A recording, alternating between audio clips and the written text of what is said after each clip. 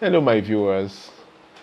I want to talk about culture a bit, not in the holistic aspect of it, but just a bit as regards my subject, my topic today.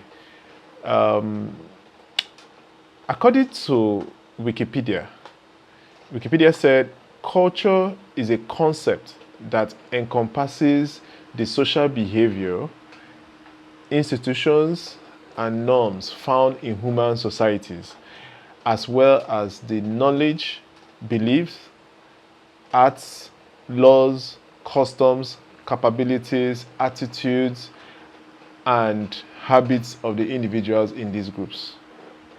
Wow, that's a lot. This is my first time of seeing this so many co-joined twins regarding culture. Okay, in social studies, while we were in secondary school, they told us that culture is just a way of life of people. I think that summarizes it. Culture is just a way of life of people. So you look at, but I'm going to look at culture today in the aspect of cutting the hair of a new baby. That's the aspect I want to focus on today. What may be your the culture in your tribe? What may be the culture in your area? So I would like to hear your comments, regarding culture in your area when it comes to shaving the hair of the baby the first time. I'm talking about the first time. So just please share in the comments what it is like for you, or what it is like for maybe your own personal experience, or maybe possibly your tribe, how your tribe regards it and all that. But looking at it from other parts of the world, like the Chinese take it like a very special event because they look at cutting of the hair as a purification exercise. So, and they cut the hair of the baby from the first month, or between the first month and the fourth month. So the first month and the fourth month, that's when they look at cutting the child's hair. And of course, it follows through a kind of ceremony while that happens. Then you look at the traditional Muslims. The traditional Muslims cut the hair from 7 days to about 40 days. 7 days, between 7 days to about 40 days. While some people do it just as soon as the baby is born, before the naming ceremony of the baby, which is the 7th day. So it all depends. So different opinion, different diverse culture and all that. Okay, coming down to Nigerian culture, you look at the Yorubas. The Yorubas actually don't have a specific time. I think it just ranges from family to family and all that, how they want to, go about it, depending on the religion. So if it's a Yoruba Muslim, the Yoruba Muslim will consider cutting the child's hair within the first week before naming, or first week to the 40th day, as I said. So that's basically how the whole culture shapes how people perceive some of these things. So coming down to the Igbo culture is a bit diverse. So what may be obtainable for a particular place in Igbo land may not be obtainable for another. So that actually brings me home to exactly the point I was trying to drive regarding a particular scenario that happened. This is just a personal experience. My wife and I, we decided that, okay, we're going to cut our son's hair, and my son is just about a year and some months old. So, and we felt, okay, yeah, the hair is due and we need to cut the hair. So we stepped out to the studio to go cut my son's hair. So when we got to the studio to cut the hair, it was tug of war. It was, my baby was cranky, he was crying and screaming and all that. So we had to hold him down and all that just to cut the hair. So after cutting the hair, and we had to leave, so I was supposed to come back home while my wife had to from there go to the market. So I left with the baby, in the car. We left for the house. So on our way back to the house, so if for some of you that possibly know Lagos Road, how the Lagos roads are partitioned. So you have the service lane at the extreme of whichever side you are. So at the extreme, then followed by the BRT lane, then before you have the major road, right, that is being plied by every other person. So the service lane most times is either you are going to divert into a street within that vicinity, or you are one of these downfall buses, then you apply the service lane. So I got into the road, and I was met with the service lane, the BRT lane, and the main road, right? So don't forget, I was still with my baby. My baby was in his car seat and all that. So as I got to the road, I saw that a lot of cars were queuing up within the service lane. Then the second lane, I had forgotten already that there was BRT lane within that section of the road. So I saw that a lot of people were on this particular lane, which was the service lane.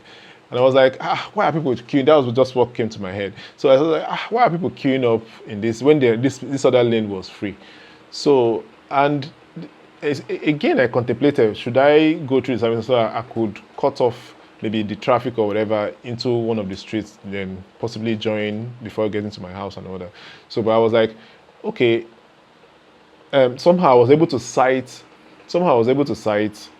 a downfall bus that broke down within the service lane, and the driver and the conductor were pushing the downfall. So, and actually that was what caused that traffic within the service lane.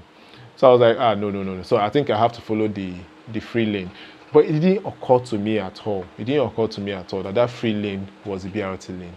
As I made my decision to get into the BRT, the lane that I never knew was BRT lane, to be sincere.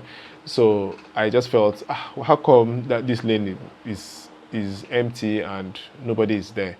So I went into the lane, and lo and behold, at the junction, about 5 policemen were waiting for me. So that BRT lane actually is just a very small lane that is almost the size of a car, right, or a size of maybe a bus. So as soon as you enter that lane, it's just a lane of no return. So just go in. For some of you that know Lagos, Lagos roads, we don't even have space. Not talk of space for larger roads and all that. So as soon as I entered there was nothing I could have done. Though I didn't even notice them until I was so close. So I got to the junction, all of them were there. They stopped me and told me, do I know that I'm on the BRT lane?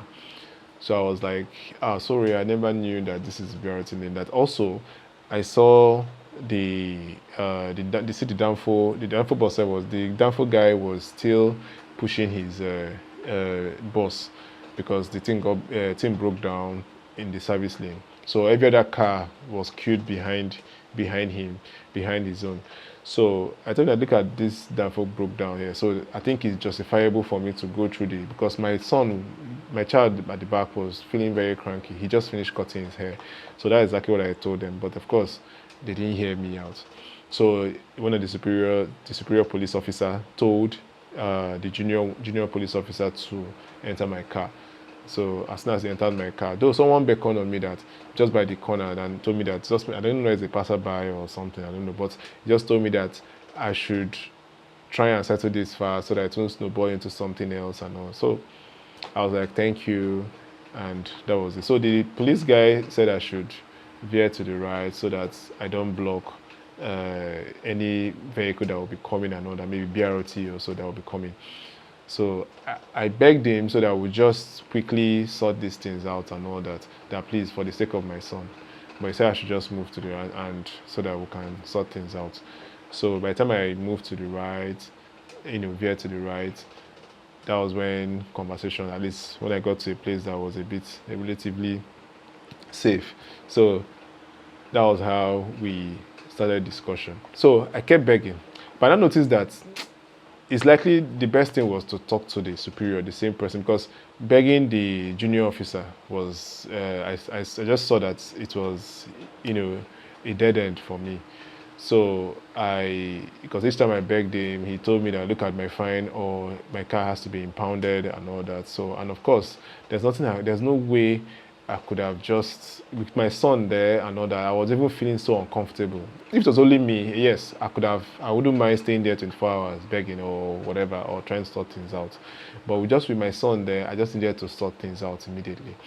So I told him, okay, I want to go and see the senior officer and all that, so that I can actually tell him exactly how I feel and everything, and if he could tamper justice with mercy. So at the end of the day, I met him, and somehow he was able to have compassion because I was carrying my baby. So I was expecting my son to even be crying so that they can feel that this thing, that have that sympathy on me and all that, or on him and all that, and just let me go immediately. But the boy was not even feeling it. He was just having fun. He was kicking his leg as if something was playing music for him, and he was just smiling and kicking his leg, making some jolly noise and all that. So I explained that I was just like, should I pinch this boy? What kind of stuff is this? Should I pinch this boy so that this boy will just scream or just start crying so that they know that he's cranky, or let's just allow this guy to go and all that. But he was just having fun. Well, most times he likes to, anytime he's outside, he's always very happy and all that, because he sees it as an opportunity to actually enjoy himself or have this fresh air instead of the usual AC or fan or something in the house. And so that was my episode. So at the end of the day, the senior police officer now said, that it's because of this boy that he's letting me go. So that if not for this boy, that he would have either lessened my tire, or possibly I would have just paid the fine, blah blah blah and all that. So at the end of the day, I had to part with some money as well. So I dropped some money and left the police. I thanked them because I knew, of course, that since I had already entered the BRT, even without knowing, that definitely something must go for it. So I thanked them and I left for the house. So that was how I drove home. And later, my wife came back.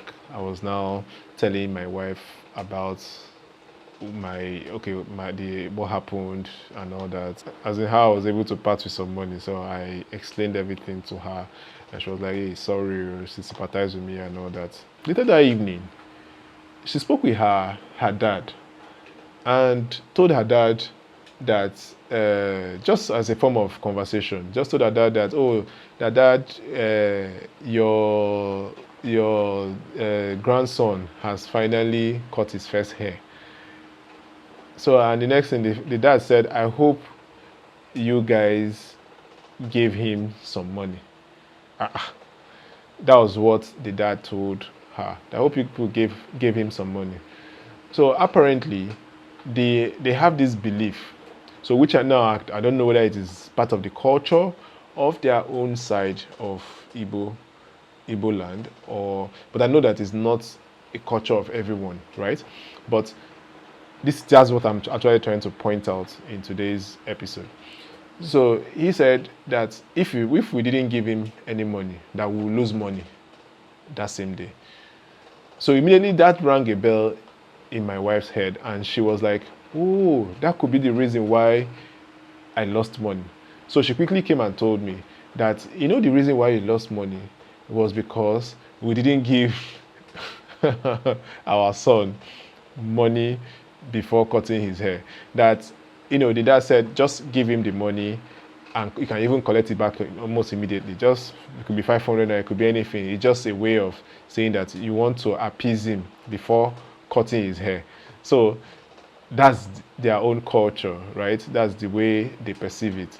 So, but I told her that no, which kind of that was just a coincidence, not like this thing. But that's, we're kind of going back and forth that, oh, no, this was out of coincidence from my own part. I said out of coincidence.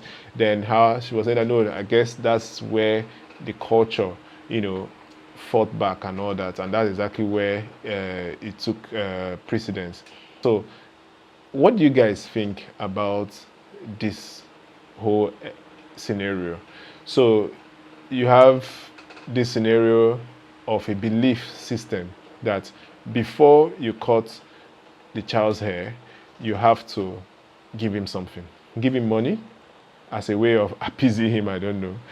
Give him money, then after giving him money, you can take it back. Then just by that singular act, you're not going to lose any money. Do you guys think this was a coincidence? Or this was culture in action? Please, you guys comment in the comment section. I just want you guys to let this just be like an interactive section or interactive episode, though it's not live, but you guys tell me exactly what you feel about this in the comment section. How is it done in your place? What is it like? What is the culture of first haircut of a child in your place? What is it like? And your own personal experience, why cutting your first child's hair, or even any of your child's hair. What was the experience? Did you have any experience as regards maybe losing money that day because possibly you didn't follow these steps? Or maybe there's something that exists within your own locality, maybe like a cultural tendency and all that, and you didn't follow that principle, or you didn't follow that step, and somehow you kind of met the consequences. So just give me your feedback on that. Yeah, so please, if you like this video, kindly subscribe and comment, and also like the video, so that we can always come back with fresh videos that you will like. Thank you.